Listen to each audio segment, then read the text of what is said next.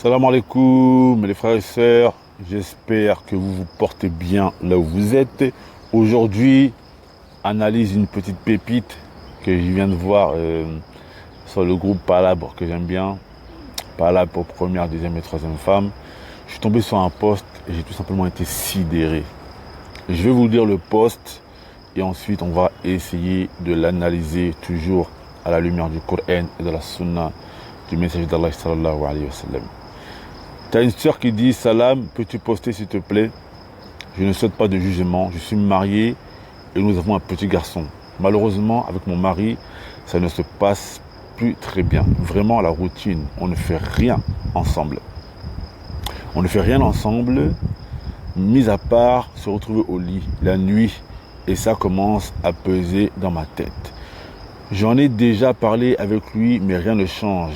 Il est intéressé par rien.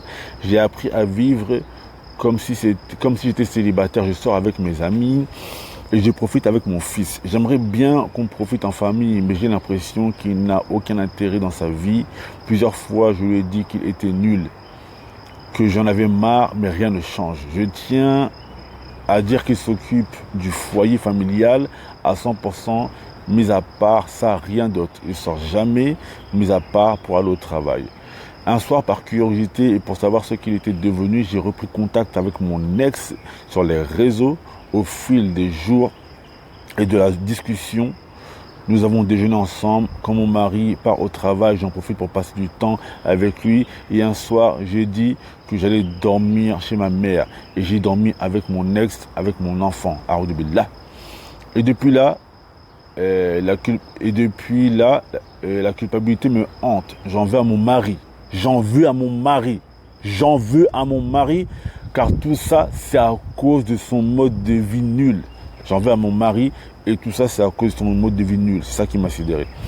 Et maintenant, je pense que mon ex est dans ma tête. Avant que je me marie, j'hésitais entre les deux gars, Allahu Akbar. J'ai finalement choisi mon mari, car il était plus pieux et plus religieux que l'autre. Je suis perdu. J'ai fait un adultère et dans ma tête maintenant, je pense que l'autre, il souhaite que je divorce et qu'on se marie. Mais au fond, j'aime aussi mon mari et j'aimerais juste qu'il arrête d'être casanier et qu'il passe du temps avec nous en dehors de la maison. Je dois dire la vérité à mon mari. Elle pose la question, est-ce qu'elle doit dire la vérité à mon mari? Qu'est-ce que je dois faire? On a tous pourtant une belle maison, un bon travail, il s'occupe du foyer 100%, j'ai rien à lui reprocher. Son problème est juste qu'il soit casanier. Et juste casanier. Allah Moustan. Les frères et sœurs, moi je vais un peu essayer d'analyser ça, comme je vous ai dit, à la lumière du Coran et de la Sunna du messager d'Allah sallallahu alayhi wa sallam. Si vous vous trouvez dans ce genre de situation, que vous êtes avec une personne qui a un mode de vie qui ne convient pas, qu'est-ce que vous devez faire? Déjà tout d'abord, en amont, la problématique de cette sœur, c'est que je pense que avant de se marier, elle n'a pas demandé à son futur conjoint qu'est-ce qu'il aime, c'est quoi ses centres d'intérêt. Et c'est vraiment important.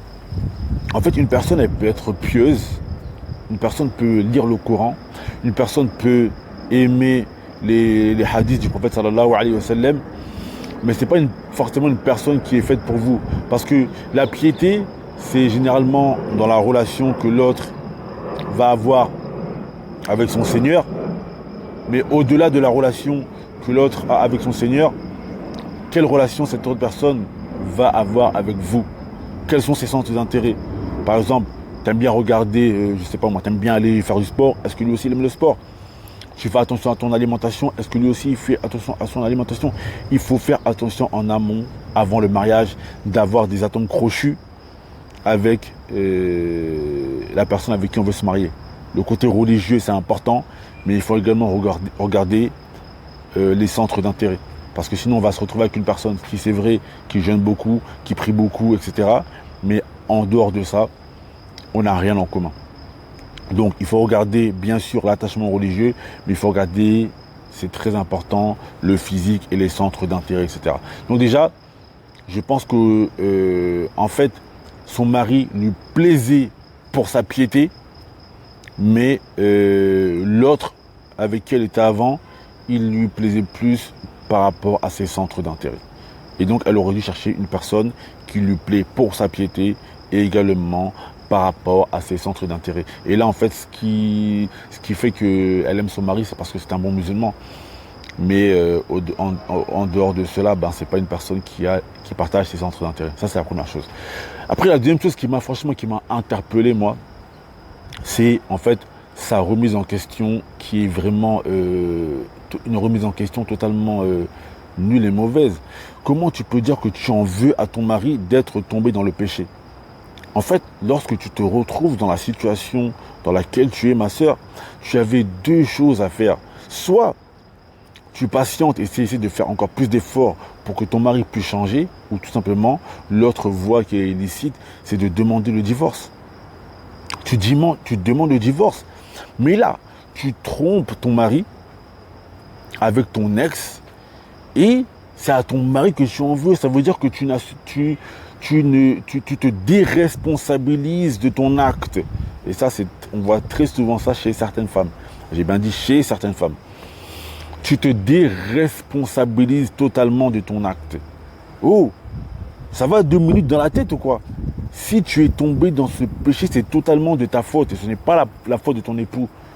Si ton époux ne te convient plus à cause de sa manière de vivre, tu demandes tout simplement le divorce. Et ensuite, tu cherches à te remarier avec une personne avec qui tu auras plus d'atomes crochus. Donc moi, c'est ça qui m'a sidéré dans ce poste. Et la dernière chose, lorsque vous tombez dans ce genre de péché, est-ce que vous devez le dire ou pas? Non, vous ne devez pas le dire. Vous devez vous repentir et cacher votre péché. Vous vous repentez, vous cachez votre péché. Ensuite, vous avez deux solutions. Si votre époux ou votre épouse continue malheureusement avec le caractère avec lequel vous avez du mal, vous demandez la séparation. Ou sinon, vous patientez. Mais on ne dévoile jamais ce péché. Allah t'a caché ce péché, c'est qu'il a voulu te faire miséricorde. Ne dévoile pas ce péché. Tu as deux solutions. Soit tu demandes le divorce parce que tu ne peux plus vivre de cette manière, ou soit tu patientes en espérant que ton époux puisse s'améliorer, mais en tout cas, ne dévoile pas ton péché. Frères et mes frères et sœurs, je voulais un peu décortiquer cette masterclass.